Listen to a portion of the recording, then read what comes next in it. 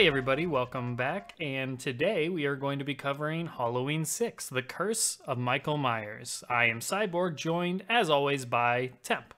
So this time we have a little bit of a different movie. I know, Temp, that you have been wanting some more backstory, or you want to dive into why Michael Myers is the way that he is, the supernatural elements, kind of, having the characters actually address why he is capable of continually coming back rather than treating him like a normal human being after being exploded, shot 6 times, and another 6 times. So, at this point, we're getting sort of a little bit something new here, I guess. And I guess we'll have to talk about whether that is a good thing or not. Anyways, right off the bat, I did notice no cool credits this time. They finally broke the mold of the pumpkin credits, if you will. Thoughts? I mean, it definitely wasn't cool. I'll say that much. It's the opening was very 90s. You can really feel the difference in decade with this movie. I feel like the other movies before this started to get more and more 80s horror archetype as the time went on. This movie feels like a real, it's like a switch hit. It's like immediately feels very 90s, very gritty. I don't think there was ever a really big Clive Barker film other than Hellraiser in the 90s, but he did have a lot of other movies, and so that style of grit that carried over into the late 90s, into the mid 90s, that's very prevalent. But no, I didn't like it. I would have rather had the pumpkin, honestly. Even though this is probably the movie I'm anticipating the most, or I anticipated the most to review, just because I haven't seen it in so long, and it was so different from the ones before it. I didn't really like the style of credits. I feel like we could have trimmed out 5 minutes out of the final cut just to make room for a pumpkin, but that's me. Right, and I should say we are watching the producer's cut here, so if anybody that was wondering which one we're going along with, so your movie didn't start off with the crazy cut flashes all around of Jamie in a gurney, did it? No, it did. It started out with well, I guess she's being rolled into an industrial corridor, and it shows the credits. Then it shows her being rolled more. Then eventually they take her to a room. That was the first opening credits. But it wasn't doing the blue flashy cuts of Michael Myers and Jamie and all of that, right? No. I think there's a little bit of that, but I don't think it was initially in the credits. So that came a little later. Okay. I'm just making sure, because we might have... I mean, I watched the producer's cut. I'm just making sure we're on the same page. There'll be differences throughout, and I will mention some of the differences of the two, because I am aware of some of those differences, so it'd be funny if you did watch somehow the I'd be pissed, because I paid $3 to watch the producer's cut. It said well, first of all, I know for a fact it was because the ending was completely different from the one I saw, 15 years ago. So it definitely was the producer's cut, but we got to be careful, though, because there's multiple producer's cuts. There's the bootleg, and there's the one that was actually, legitimate in 2014. So we may have seen different producer's cuts. Yes, I did not pay... That's not a bad thing, I did not pay $3 for mine. Mine was... I think most of mine was on YouTube. It was, in several parts, and then for the ending, the last 30 minutes, I watched some ghetto-looking... It just very... That's what took me so long. It kept stuttering. I was doing all sorts of things. I was like, I'm not paying $3 for this. I do not regret my decision. Anyways, so no cool credits. And yes, we start off with Jamie on the gurney. Then we get some... Basically, we get some narration by Dr. Loomis over the credits. Did you get that in yours? I don't remember. I honestly, God, don't remember. Maybe. Well, I did note down that I did like Loomis's explanation of kind of the past events and Michael Myers and what's going on here. But then just out of nowhere, we do have the cult stuff.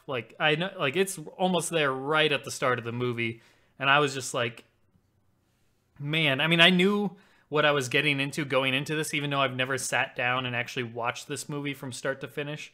I obviously knew about the cult and all of that. I've seen so many reviews of this film and bits and pieces over the years.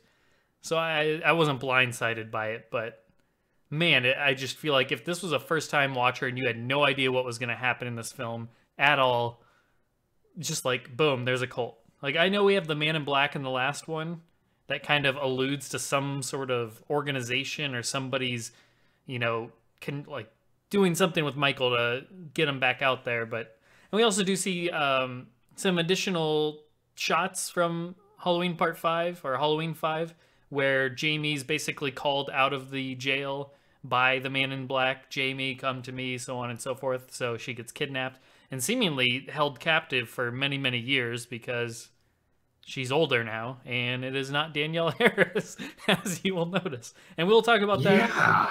We will talk about that later because there's spoilers, but I did research. I mean, I've watched documentaries on Halloween 4, 5, and 6, and she addresses why she was not in the movie. So we will talk about that, but it is spoilerific to this movie. So we'll wait a little bit later to address why it's not her.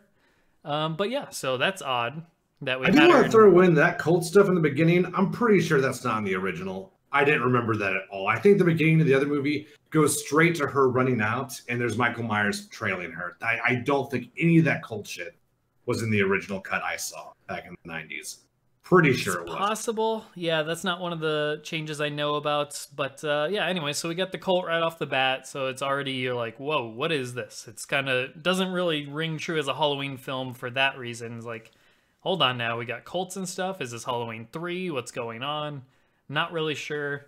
And then, yeah, so I do like, and this is going to be a little bit looser than the other reviews. I didn't quite catch every little beat throughout the film.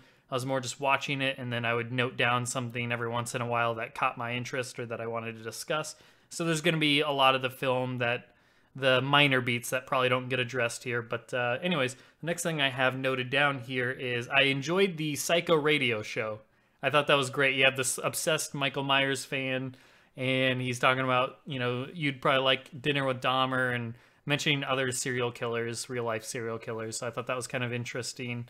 And we are introduced to Creeper Tommy Doyle as this whole thing's going on. The radio is kind of playing over Jamie in the car while she's escaping, or the truck, and then as well as Kara, who's listening in on it, as well as Loomis. Like, everybody's listening to this radio broadcast. Yeah, I don't remember I might remember some of it, because I guess that phone call had to be in both cuts. I liked it at first. I didn't like where it goes, because it goes into this weird, like, Halloween party panel later on. Yeah. I don't even know what the fuck it was. But yeah, it was fun. I liked it. I thought maybe like the Howard Stern-esque phone call about the girl who wants to woo Michael Myers, that was a little too much. They could have dialed that back a little bit, but it was good. I liked it. Yeah, I mean, there's a lot of creepos out there, and Tommy Doyle, one of them. So we basically, we're also introduced early on to Dr. Wynn, and I gotta say, I mean, I knew what was coming here. I knew the end game here, but Dr. Wynn, I mean, come on. He rang true as, like, something's not right about this guy right from the get-go. Like, I don't know. Like, right away, I'm just like, he looks like he's up to something. Like, he looks like he's in this movie because he's doing something bad. Whether he's the man in black or whatever. He just, I don't know. He had that just vibe about the way he spoke and the things he said and wanting to capture Michael alive and stuff like that. It just right away, I was just like, red flags for this guy. I don't know if they were trying to hide it or anything, or if it's just me obviously knowing what happens later on, but I don't know. I just thought it was kind of too obvious. The way he delivered his lines is very much twirly mustache, like he knows. It was a little Ron Burgundy. He talks like someone who was lying but trying to sound like they're not lying. Yeah. Well, Loomis, how you doing today? It's been a while. Just, yeah, it's very it's like purposefully hokey, is how I describe it. Yeah, I liked him though. You're right, but I liked him. Yeah.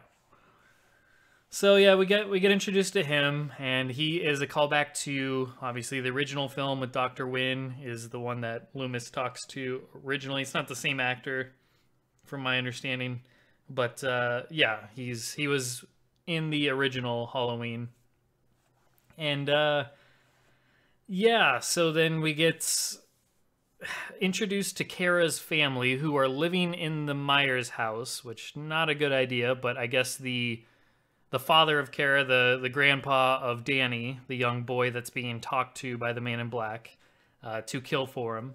So Kara's father is just this old asshole. He's just one of those. He's just that guy in this movie that is the complete asshole. He slaps his daughter Kara right in front of the entire family.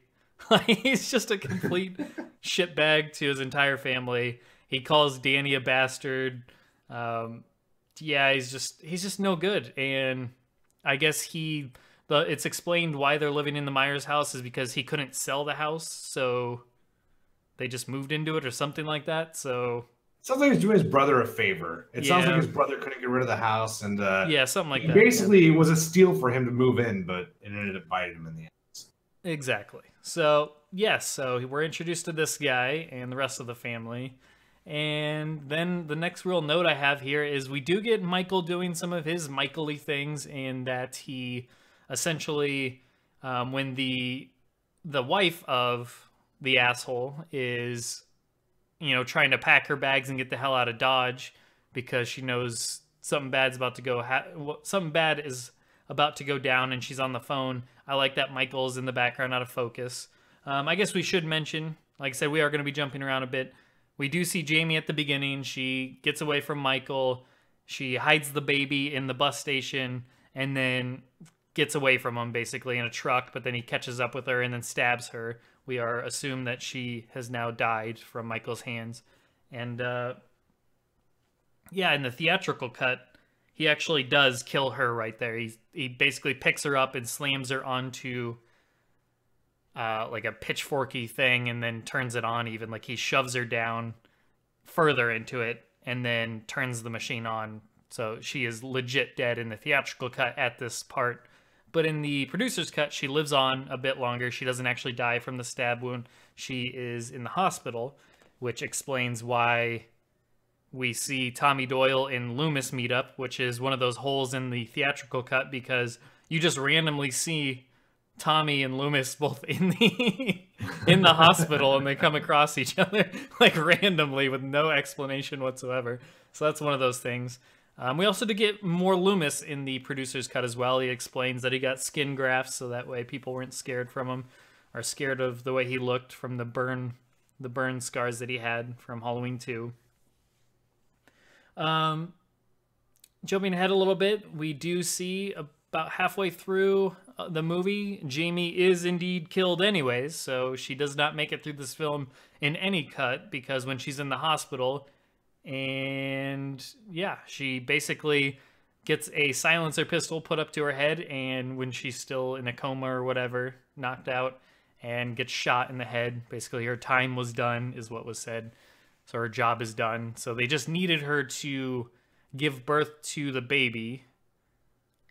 For whatever reason, I don't know. This is where this movie really confuses me, because it's something about their bloodline, their family bloodline, and giving a sacrificing Michael's family for the ritual of Halloween, etc., Samhain and all that good stuff.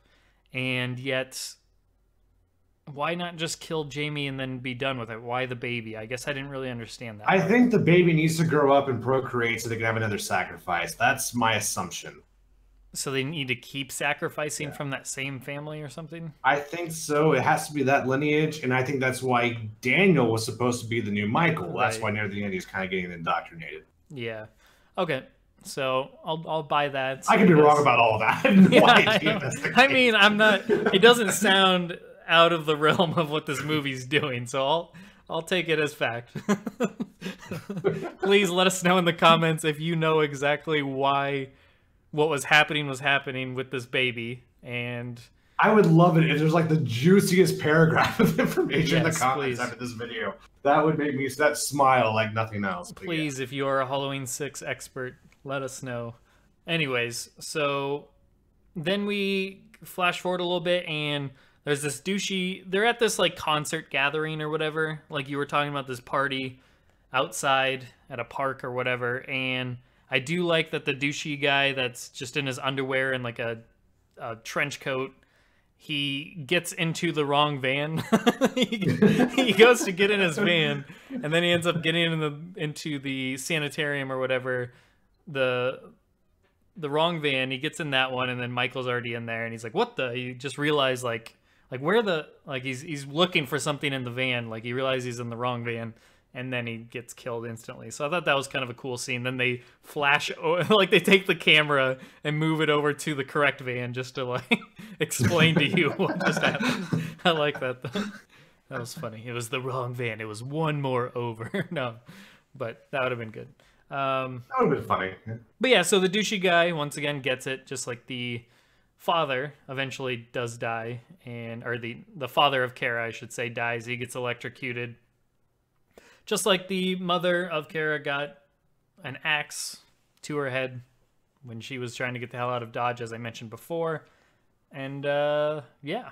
So basically everything comes to a head eventually when they're inside the house, where you have Kara, you have Danny, you have Tommy, Dr. Loomis. You have everybody there, and you have the creepy babysitter, the old lady, and she is revealed to be in on it the whole time as well, and she was there the night that Michael killed his sister, so clearly this was all... They're basically explaining what happened, why Michael is doing what he did. He's part of a cult, and that they basically, the same thing they're doing to Danny, they did to Michael way back when, and the babysitter's all part of this plan, so she gives herself away. When shit hits the fan, Kara just jumps out the window, so I thought that was funny. She's just like, I'm out. I'm getting the hell out of here. And for all fucking good it did. Yeah, I know. She just knocks herself out and then gets kidnapped anyways. So it's like, if they had a plan for you, you could have just gone willingly. It's like when somebody, I think it's Ned Flanders in The Simpsons. He goes and commits himself to an insane asylum or mental hospital or whatever, and they're like, do you want to be taken willingly or kicking and screaming? He's like, ooh, kicking and screaming, please. It's just like, you're just taking the unnecessary route here. So she jumps out the window, and it seems it would have been better if she hit the wall. It would have been better if she missed the window and hit the wall and knocked herself out. She would have been less injured. But yeah, go on. Yeah. She just pulls like a, whatever, harakiri that is, where it just jumps up and slams her head into the ground. But, yeah, so she knocks herself out, and then we see that Loomis and Tommy were drugged, so they're wondering where she got taken to. Loomis explains, because Tommy's wondering why they didn't just kill him anyways, but Loomis explains because they want us to play their game, and he knows exactly where they want them to play it. So we go to their cult location, where they've been doing all these rituals, and yeah, then we learn the great reveal of... While Kara's tied up and on the sacrificing table or whatever, and they have the baby there and Danny and everything. Basically, Michael's standing there, which is odd to see him working with people. That's just an odd visual of him just standing there like a goon for this. And that's ultimately why I'm against the cult ideas, because I don't like Michael as just this thug for another purpose. I like him being his own force of nature, so to speak. Seeing him stand there like a henchman is just kind of awkward for the character. It's about as awkward as seeing him go down the the little river that he went down, yeah. Where he's just trying to keep with his little life vest. I have a lot to say about that, but I actually like both those things for the same reason.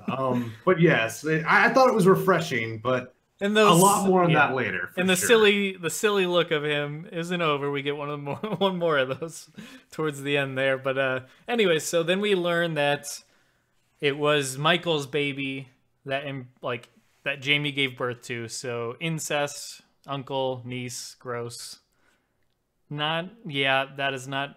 I don't understand why they went that direction, but whatever. Cult, not the best. And we'll get into this because I have a lot to say about how they handle the Jamie character after 4 and 5. But we're almost through here, so we'll kind of round back to that. I do want to say, and these are kind of some wrapping up thoughts here of how the movie plays out. I do like how Michael's mask looks in this one, much better than some of the previous ones, especially 4, as I've mentioned before. No surprised eyebrows. Just whoa. Yeah. I liked it a lot too. Out of all the Halloweens, this Michael Myers is the most Q from Third Strike. I like that a lot. I thought that was fun. So I agree. I think even as the charcoal coveralls back, which he had in the original. This has been a hot debate in the Halloween community of like the diehard fans, they've always no, I mean it's not. I know that's why I know it's true, but that's why it's funny. I mean, it's for a reason because people are trying to recreate, his outfit for, the Halloween or display or whatever. Like Yeah. I'm doing currently with the new Michael Myers from the new movie. People are trying, this has been debating of, are they Navy? Most people think they're Navy. Some people think they're charcoal. I thought it was blue myself, honestly. Which it's all correct. It depends on the movie. In the original, it's charcoal. And then in the second one, I think it's like spruce green, which has like I don't know. Either way, I'm not going to go into all of the different movies and what they are, but navy are used sometimes.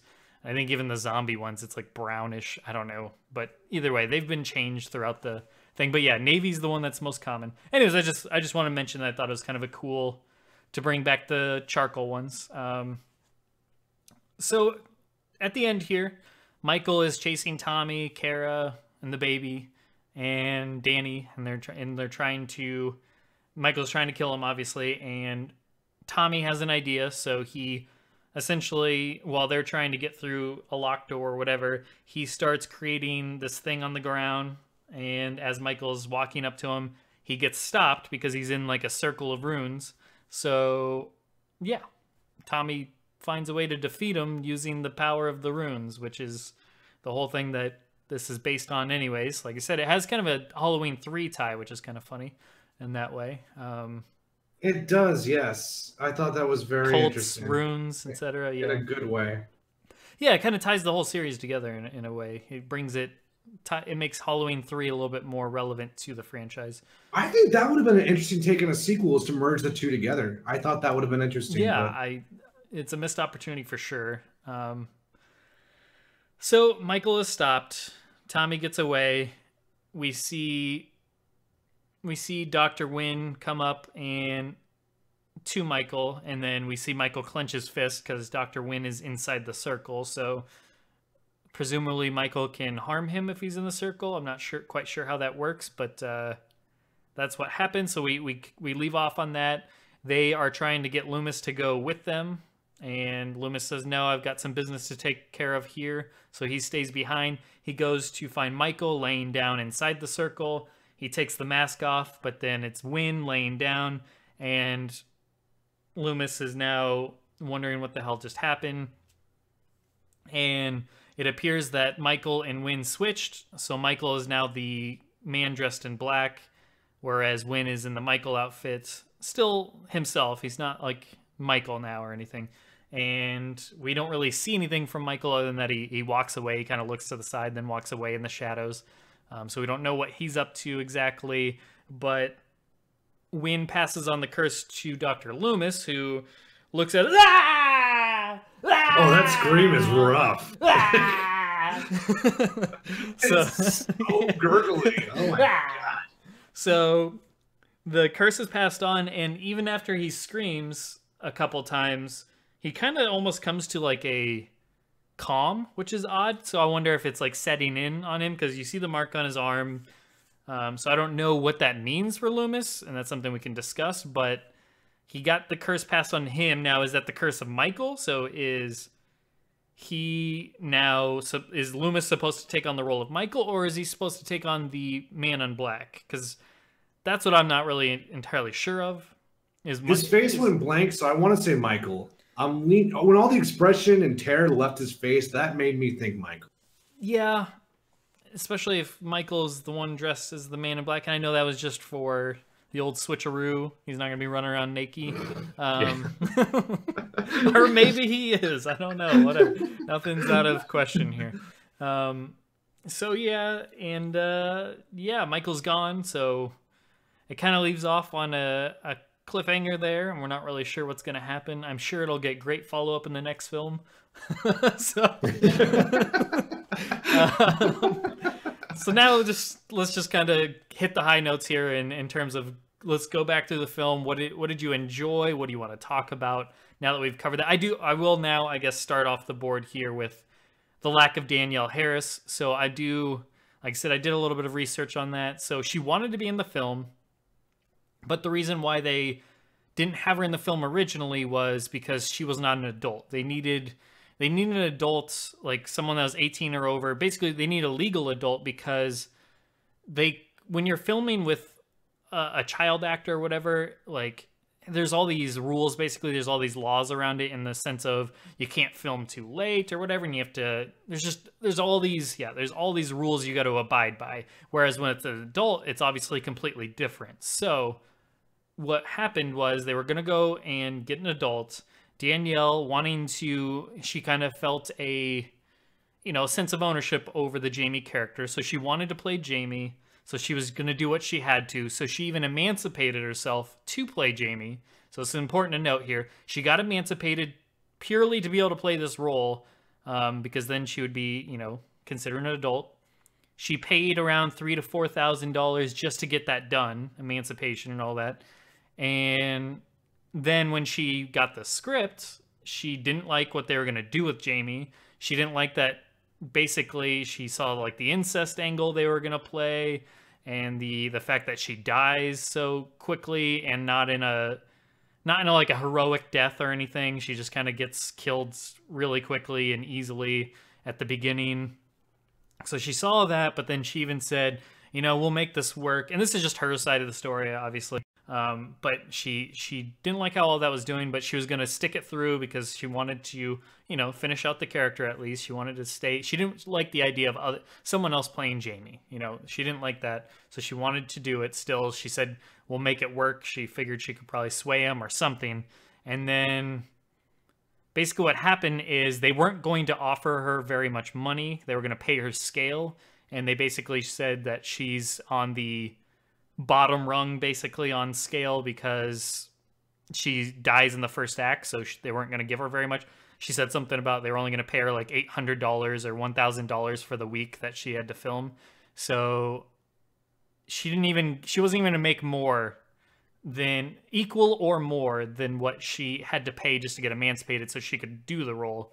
So she just felt very insulted and disrespected. So they were essentially going to pass on her because she didn't want the low amount of money that they were going to give her for it. So, no bueno. Thoughts on that? She did the right thing. I mean, I know it is, quote, her side of the story, but I can't take the other side seriously because the other side thought incest was a good idea. So I don't really give them any credit. All their chips are off the board now. The end. Even though this movie has the lows are really low, but the highs are kind of high. So this movie's extremely mixed bag, and it's not the worst one in my opinion. But she did the right thing. Once incest was put on paper, just get the fuck out of there. Don't do the part. It's just disrespectful to the character. I mean, we're talking about the lead in 4 and 5. This was the end of the trilogy, and that's how you're gonna play the character off. It's just unnecessary. It's just really unnecessary. It's degrading to both characters. It's degrading to Jamie's character. It's degrading to Michael's character. I don't think it does any credit to either. No character is better because of that plot. You don't want to think of Michael sexualized like that. Like, no matter how they did it, like whether he did the deed or they somehow like in whatever got his man juice. I don't even want to say it because it's Michael fucking Myers. It's not a character I think of like in a sexual act. That's just disgusting. So either way, I don't even want to think about it. I don't want to imagine his like burnt erect dick. It's just a horrible image. Stop it. I don't want it. No. You think it has a mask? No. You think the condom has the Shatner? I don't know. I don't know what I'm doing. There was no condom. What am I thinking? That wouldn't work for this situation. No, that's gross. Either way, let's stop. But point is, that's just disgusting all across the board. And I agree with you. It doesn't ruin the character of each of them. But this movie, like, I mean, I still like Jamie as a character. I still like Michael as a character. But that's just me trying to sweep those under, like that whole thing under the rug and pretend it doesn't exist. Because that's just disturbing. I don't know. There's just certain things. Yeah, I don't know. But I don't know. I don't understand why they went that direction. You can have a cult and you can do all that type of stuff without that being how they did that. And I know why they did it. It was just the decade, like Silence of the Lambs had come out. And that created that, and plus the Clive Barker-esque horror like Lord of Illusions, Hellraiser. Just like sexualized psychological thriller / horror was just really it took off in a big way in the early 90s. And like, look at what else came out this year. Seven. If you haven't, for any of our audience or listeners who have not seen Seven, I won't spoil anything, but it's just, again, highly violent, dark, gritty, sexualized movie themes and horror. It was just part of the decade back then. That's What's exactly in the why they did it. Yeah, Exactly, yeah. The box. I don't know. I mean, it's just Jamie. Like, it's just something odd to me. I don't know, man. Like, that's like, I don't know. It's just something about child actors. You don't want to go there. Like, same, like, I don't want to see or even think about the idea of, like, Michael in a sexual way in that regard. Same, I don't want to see this character that we just saw when she's 11 years old or whatever she was in the 4 and 5. It's like, that's just, no. That's just, this is a character that we like, and that is this respectable girl lead, young girl. It's like, you don't have to go that route. And it's beyond, you take the incest aside and all that bullshit. The fact that they kill her off the way they do, she's just an afterthought to this movie. And that bothers me. It's like, no matter which version you go with the one where Michael impales her onto the, bad choice of words. He pushes her onto the pitchfork machine, and then she like reaches out to him, but then he ends up just shoving her and then turns the machine on. And that's just like a bloody, it's kind of like the Rachel thing when we talked about Halloween 5, where it's like, there's just a dignifying way to go out, and there's just a very, we're done with you. Here's just like, just destroy you in a very gruesome fashion. Like, that's not a heroic death in that regard. So doing that to Jamie in the theatrical cut, and then in the producer's cut where she just gets shot all of a sudden, and that's it. Like, like, it's just so underwhelming. It just seems like such an afterthought when that happens. That's honestly one of my biggest gripes. It's so anticlimactic for a character who was built up for 2 movies. It's such an anticlimax. Yeah, it's like bringing Jamie Lee Curtis back to play Laurie Strode just to, if the new movie, she's in there for 5 minutes and they just shoot her with a silenced pistol in the head while she's not, like, to me, that would just piss me off. Like, it's just, you don't do that. Like, people like this character, and a lot of people put Jamie up on the same, on the same length or the same level as Laurie Strode. I do. Yeah, so, I'd agree with that. Yeah. So yeah, I don't know. I mean, we've talked enough about it, but yeah, it's just that part bothers me, and it's one of those things that really sticks in my craw, so to speak, of this movie. Go ahead. You can take the conversation wherever you want to go next with it. Well, since we're starting negative, let's continue with the negative. I do have some good things to say, but we're on that wavelength. So I would say I would take out all the Strode stuff. I thought all the Strode stuff was really, really weak. Just cut all that shit. We didn't need it. The father was unbearable. I mean, I hate it when screenwriters write a character to be purposely bad and annoying and one-dimensional. One of my big pet peeves. Yeah. And the father of the Strode family was just unbearable. Just, oh my God, I wanted to fast forward through that shit. No one else is much better. It was really hammered home. Like, when you first meet him and he's just degrading his whole family and then just smacks his daughter.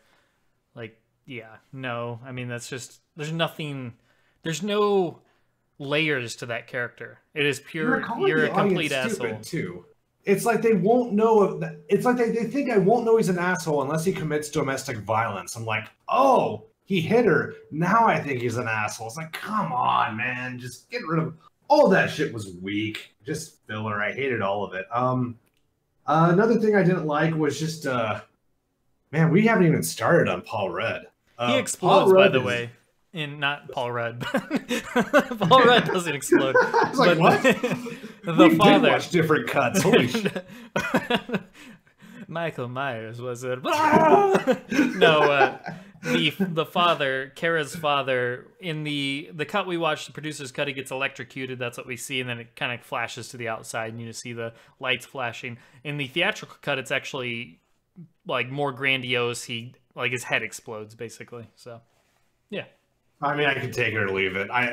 Yeah. I was basically looking at my phone during that whole scene anyway. So, Paul Rudd, I got a lot of good laughs at because it's so over the top and weirdly stoic. And if you, I don't know, it's so heavy-handed, serious, and awkward. This whole movie's awkward. That's just a good summary of this film. But the way it's I got shot, the some way good it's laughs cut, at the it. way it's written, the whole story in general. The Yeah. themes The are acting. awkward. Just man, I was laughing because I maybe I misheard, but there's a scene where he's trying to like baby or he's changing the baby. He's doing something with the baby, and he just names the baby Steven. Hi, Steven.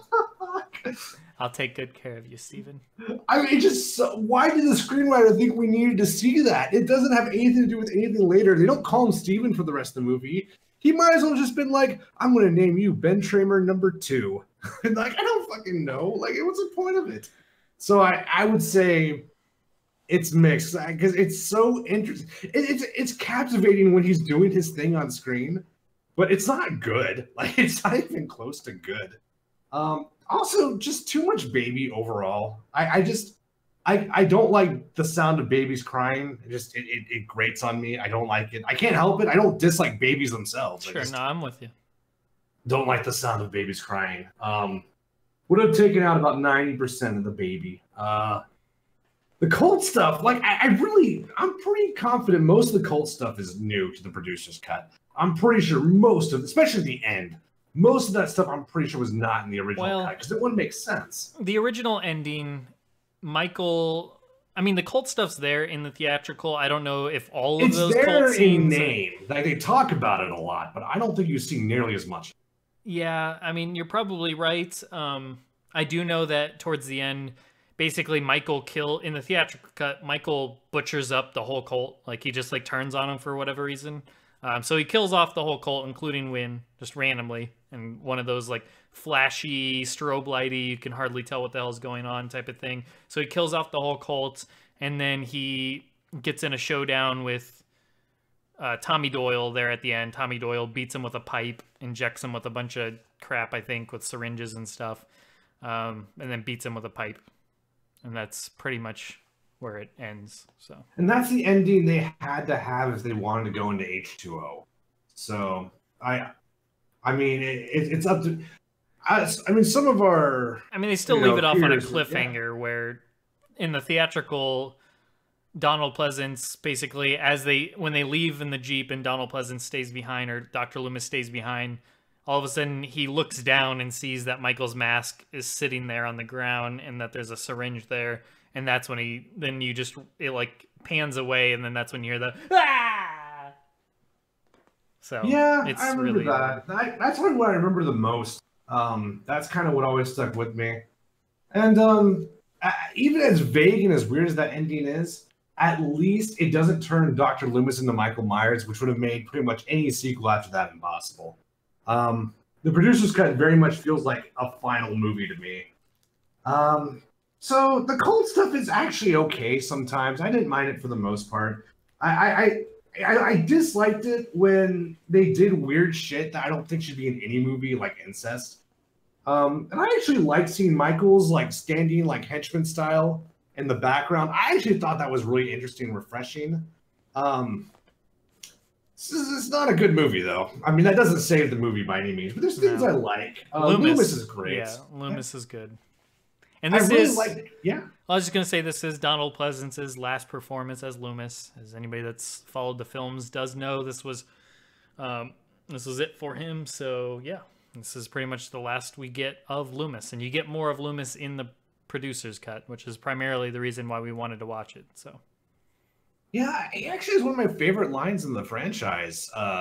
When the officer's like, "You need to leave. We don't want you spreading any ghost stories," and he's like, "Oh, so I suppose a ghost did this. I suppose a ghost called the radio station. I suppose that's a fucking ghost laying down over there." I was just like, "Fucking, that's good. That's good. I like that." Then he should have raised a really gun witty. at the cop. Charlie. What did you say to me? Charlie. So yeah, Loomis was fantastic. Were We needed more kids dressed as Michael Myers to play a joke. Catching on fire after being hit by police cars. I feel like the guy that was like at that concert get together, he should have been the guy that dressed as Michael Myers. Oh man, dude, that's fucking a missed opportunity. The Strode son, when that woman was like, I think there's something wrong with my son, and she shows the crayon picture of all the family members being stabbed, and that stupid, like, the Strode son was like, I think it's cool. I'm like, what? So explain to me, because I missed this completely. What relation are they to Laurie? They are I believe the brother of the adoptive parents of Jamie. I don't know. I thought it was the brother of Jamie's adoptive parents, but I could be wrong. Okay. No, that can't be right because they didn't live in the old house. I have no fucking clue, but they're related. Okay. I'll take your word for it. So yeah, but no, I agree. Loomis is great, and I really liked his parts, so for sure Oh, that's another thing. Fucking, how do you not know you're living in the house of the Michael Myers murders? How do you not know that? We don't need to talk about it, but I was like, why did they? Man, come on. Yeah, just a little research, I mean, they had to know because even the signs, like the people would mess with them and put the sign out like Michael's coming or whatever, and the Michael with the knife and all that. Like the father not knowing, I can kind of see it. Like she's kind of a housewife, maybe doesn't leave the house much. But the high school kid, he didn't know. Yeah. Like no one teased him because we know there's teasing in Haddonfield, like more than a little bit. So right. I don't. God, that was fucking stupid. But anyway, I still think it was refreshing though. Like Paul Rudd kind of being weird and Loomis being top notch, and just the change of scenery, I think really gives points to this movie. I think I was never really that bored. Like unless the Strodes were on screen, I was not bored. So yeah, for the most part thought it was okay. It's a bad movie. Don't get me wrong, but I think everything bad about this movie I could fix if I was behind the screenwriting. Well, let me rephrase that because no one's going to agree with me. But what I would have done if I was writing Halloween 6, the origin / curse of Michael Myers, I would have wholesale ripped off Terminator 2 completely. I would have Michael Myers overcome the curse and take out the cult. That's what I would have done. They do that in the theatrical, yeah. Well, not really. He kills the cult, but we never find out why. Like what I would have done, like I said, full on wholesale Terminator 2. Like Michael Myers is now turned against the cult. The cult has to indoctrinate a new Michael Myers who's better and stronger and can go through jail bars. And Michael Myers has to fight him with chainsaws. That's what I would have done, but that's me. I think that would have been a lot of fun. I think, yeah. You don't have to agree. I respect that, but that would have been the change and the refreshing sort of square one I think this franchise needed. But that's kind of why it's hard for horror franchises to rebound, because if they do anything different, people get upset, even if it's good. It's hard to change without pissing off the core audience. And sometimes if you piss off the core audience, you're not going to get anyone else in that theater. So I get it. I see why they wouldn't do anything too drastic. Sure. Trying to think of anything else Paul Rudd, he was very monotone. He wasn't as bad when I watched. I mean, I've seen, like I said, parts of this, and I always thought he stood out as really funny and awkward. And yes, he's awkward and funny in this, not in a good way funny, but just odd funny. I mean, he's a creeper, he's a peeper, he's Tommy Doyle from the original. I mean, it's just odd. I get it. He was traumatized as a kid, but we never did find out what happens with Lindsay, though. That's a missed opportunity not to bring Lindsay back. The little girl from the original that was hanging out with Tommy. I was thinking, I was like, who's Lindsay? Well, she was the little girl. Watched the movie with Tommy. Anyways. Yeah. I don't really have much else to say. I mean, I don't like the cult aspect, I guess. I mean, I've said that before. I like the mystique behind Michael. I don't like the explanation. I mean, I don't hate the family angle, even though it's played out to the nth degree throughout this entire series. it's not my preference. I like just this guy that, you know, just he happened upon these people, and these are just the ones that he thought to focus on, and that's it.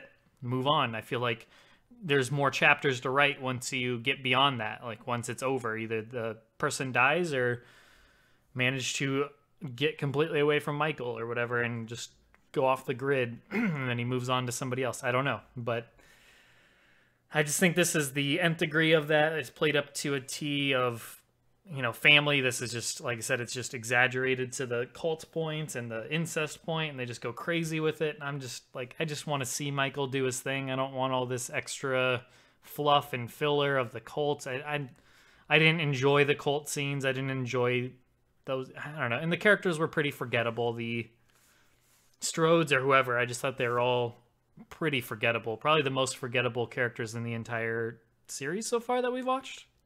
Maybe... I think the only one that would compete with it is Halloween 2. Like the doctors and the nurses. Obviously, I couldn't remember the nurses' names or anything like that, if they even had names. I do remember some of the dude nurses. You got Bud and you got Jimmy, I think. Well, the ones that are memorable are bad memorable. Like, I'm not going to forget the father character in this movie for a good while, and that's a bad thing. That's a mark against it, in my opinion. So I just, yeah, I mean, I don't even, like I said, I missed the connection to the Strode family for like the entire film, and it wasn't from a lack of paying attention. It's just I don't know, like the things go by so quickly, and that it's just so, everything feels so rushed and not in a good way. It's like every scene I'm like, wait, hold on, what was that? Like they switch scenes and I'm like, hold on, wait, what just happened there? Like, I don't know. It just, I feel like this might take a couple viewings, and maybe the other ones have that advantage because I have seen them so many times that, you know, when I watch them again now, I know for the most part 85% of it off just memory, vague memories, if anything, and the rest is just refreshing. But I don't know, it just felt forgettable.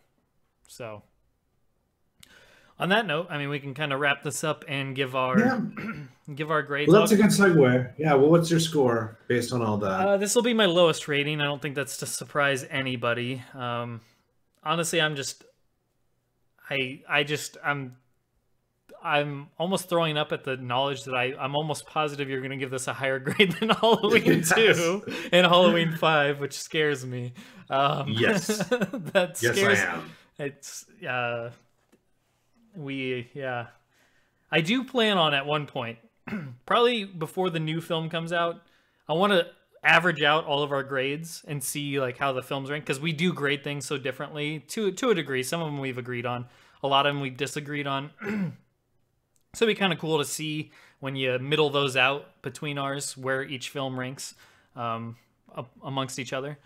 So I'll probably do something like that. But anyways, like I said, I've given my thoughts. This is my least favorite one that I've watched thus far. It's has the least replayability to me, for me personally. Like I would not be in a rush to watch this again, whereas I'd watch Halloween 2 again. I'd watch Halloween 5 again. Those so far have been the lowest grades. Yeah, I'm at a, man, it's in the D's. It's not the F's. It's not the F's. I'll say that. I'm just trying to narrow down. I've been kind of bouncing back and forth between D or D minus. I'm going to go, you know, it's just because the incest, the cult, the killing off Jamie. Yeah, I'm going D minus just for, like, I agree. There are some high points to it. It's not the worst thing ever for the franchise by any means, but just the lows are so low that when you mess with a character like Jamie to the degree that they did, and they mess with Michael, which is the character of the entire series. I mean, Laurie, Jamie, Loomis. I mean, they are the, you know, Loomis has probably the biggest threat to Michael of being the foundation, as I've said before, but obviously Michael's the one that continually carries on between all of them, except for Halloween 3. But for me, it's like when you mess with that, when you mess with your cash cow and when you mess with him and turn him into just this henchman, all for a cult, that it was no mystery. There's no mystique to who he, like, what he's all about. It's just him being controlled by other people. then you take away the freedom of the character. He's no longer a free spirit that does what he wants for what, and then you have to wonder why, what's going on in that head. No, that's, to me, that's all gone once you introduce puppet masters. That's what I don't like about it, is you take that away from the character. I want to know why Michael does what he does, what's going on in his head, why he chooses to mess with people, why he puts the sheet over himself, puts the glasses on, and then carries the beer in there. Why does he like playing pranks on people? Why does he do what he does? What's going on in his head? Why does he shed a tear when Jamie gets in the coffin and says, "Uncle"? Like, when you do all of that, and then all of a sudden you turn into just this curse that's controlling him this whole time, and now he's just a henchman and for a higher power, so to speak. I don't like that. And I don't like I said, that in itself is already bothers me. But when you do what you do to Jamie, who I do like that character a lot, and like I said, I put her on the level of Laurie Strode, and you go out basically having her be molested or incestualized, whatever, by her uncle and by a cult and all of this, and she's kept in captivity after 5 for all those years, and that's how she dies, is giving birth to an incestuous child against her will, and then she is either brutally murdered in the theatrical cut, or she is just taken out without even much of, you get Loomis's reaction once he comes across her, but that's it. She's done. She's just an afterthought to the story. She's a pawn rather than a king or a queen or whatever in this one. So I don't like it. For the end of the trilogy, the Jamie trilogy, I don't think that's a good way to put that character to rest or whatever. And it's not, I don't want to see that little girl grow up for 5 more years in the conditions that she did, only to be killed off like that. She's dead. She's done in that universe. To me, that's disgusting. That's not a happy ending by any means. And she didn't go out in a heroic way. She just went out, like I said, as an afterthought. And the fact that it wasn't Danielle Harris, even more, she may have dodged a bullet, but that to me is also a negative. So all in all, I'm going D- for all of those reasons specifically. The actual shots and whatnot, I don't mind some of the shots in the movie. There are some fun moments. I agree with all the Jamie stuff for sure. I half agree on the cult stuff. It would not have been my choice. I did want an explanation, but cult would not have been my first choice.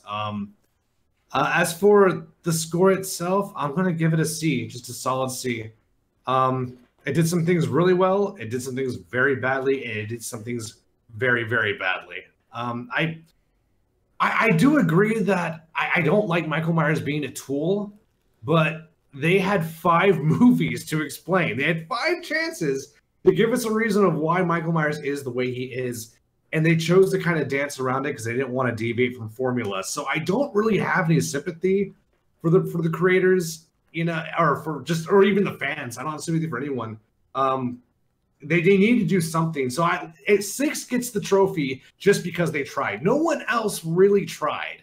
And they try, and I know people like Michael Myers as an enigma. I like Michael Myers as an enigma. I think that's when he works the best. But you can't do that for more than one movie. It just doesn't work anymore.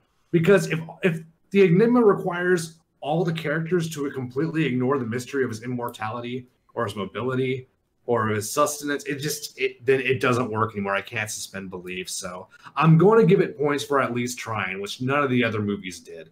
And I was never bored. As a viewing experience, I put this movie much higher than 2, just because 2 was excruciating. Even though there's nothing as offensive in part 2 as there is in this one, I wanted to turn 2 off maybe 14 to 17 times during the movie, where I'm like, I either have to pause it or I have to turn this shit off. This is so hard to watch. I never got that with this one. As a matter of fact, the intention was to watch an hour last night and to watch half an hour before we started. And I just ended up finishing last night because I was enjoying it. I don't like a lot of the plot choices. I don't know if it was a director's direction or if it was Paul Rudd saying, I know this Tommy thing. I got this. Let me run with it. And because I know who Tommy is. I'm gonna be Tommy, and he just acts like a fucking weirdo on camera. I don't know what happened with Paul Rudd's character, but it was so unnatural. And ultimately, all bad acting is the director's fault anyway, because it's the director's job to say cut when something doesn't work. I do agree with that. Yeah, and that's why I get so mad when all the Channel Awesome guys or all the web reviewers shit on how bad actors are, because an actor can't see their performance through an objective lens. The director can. So it is always the director's fault if the acting is bad. And that's, yeah. No, I was just going to say I agree wholeheartedly. I mean, you take somebody like Christopher Nolan, I know a lot of people give him a lot of crap for a lot of things, but he pulls the acting performances out of those people. Like, there's a reason why a lot of his movies, you know, he'll have questionable casting, but then once they see the movie, people usually are like, oh, I was wrong. So. And you know, I do agree with that. And I think that's kind of why you see Christopher Nolan create careers. Like, a lot of people like rise above the yeah, they're better off the after through, doing one of his movies than they did. Tom Hardy, great example, by the way. Yep, definitely. And I think Nicolas Cage is a good example of whether he's good or bad. Just depends on whether the director was scared of him or not. If the director is willing to get into his face and like control him and is able to kind of like hone Nicolas Cage, then it's good. If the director is like a low budget director like Ghost Rider and he's intimidated by Nicolas Cage and doesn't know how to, you know, control his talent, right, then the movie ends up being shit. It ends up being a bad performance. I think that's a great example of when the director and the actor, that relationship is so important. So I agree. And I mean, this is, at the end of the day, this is also Paul Rudd's, like, this is one of his first notable films. Like, I don't know what his acting career was. No, that's not true. Clueless was the first one I saw. Okay. Although, yes, Clueless. I mean, either way, he's had a great career since then. So, I mean, it's not like it, I mean, that just goes to show, even if there was some of it just being him in his younger days and not knowing what he was doing, not knowing better. Because, I mean, it also goes to the actor, too, to a degree. An actor should know better to a degree. Like, I agree wholeheartedly with you. A director is ultimately the one that should be making those calls. An actor may not see it from that lens, as you said. But also, as an actor, you should also know at a point, like, this is bad. Like, this whole movie, what is going on in this scene is not good. Like, so... He's kind of a miracle story, because it wasn't really until about... Because, I mean, you have... 11 years later that his career took off, yeah? Well, I was just going to say, you take out Loomis, like Donald Pleasance. He put in a great performance in each of these films. Whether it's Crazy Loomis, or more Protector Loomis, or Intellectual Loomis. I mean, he's good in all of these films. And if he's good in this film, and Paul Rudd was maybe not so much... it just shows the experience. But I mean, there's a huge gap in experience between the two. So in this film, I'm also convinced Loomis probably writes some of his dialogue. I don't think he's credited for financial purposes, but I'm pretty sure he writes a lot of his dialogue. I'm almost positive. Yeah. I'm sure it's never been confirmed, but at the very least, he's the type of actor, like I said, that he would be like, no, this doesn't work. This doesn't make any sense. Or, you know, he's the type of person that would step in and be like, this, he's got the wherewithal and the experience to know what makes sense and what doesn't, for him at the very least. So, well, yeah, Robert Downey Jr. is famous for that, for just going to the director's trailer and start yelling at them about the script until it changes. Like, he's very big. If you're a good actor, you should do that, in my opinion, at least to some extent. I mean, it's your ass on the line too. So it's forever. You don't want to fuck it up. Yeah. But yeah, so that is Halloween 6, The Curse of Michael Myers. So I gave it a D-. You gave it a C. It is worth mentioning, I'd give the original cut an F. I just want to throw that out there. And the producer's cut brings it up quite a bit, in my opinion. Yeah, I mean, I would agree. I do think the producer's cut's better. So that might be our lowest one yet. It's going to compete with Halloween 2, which I believe I gave a C+, and you gave an F. So, yeah. I think it might just barely beat out Halloween 2. But like I said, I'll add those up before the new movie because I'm just curious, or maybe when it's all said and done, because I'm curious where they all rank if we took both of our opinions, mashed them together, and see where they rank amongst each other. But as far as this movie, that'll do it. And thanks to everyone for tuning in. And let us know in the comments below what your thoughts are on Halloween 6, The Curse of Michael Myers, theatrical, producers, whatever. All of the stuff that we covered. And we will look forward to Halloween H2O, where they sort of take a new direction with the series. On that note, take care, guys. Peace.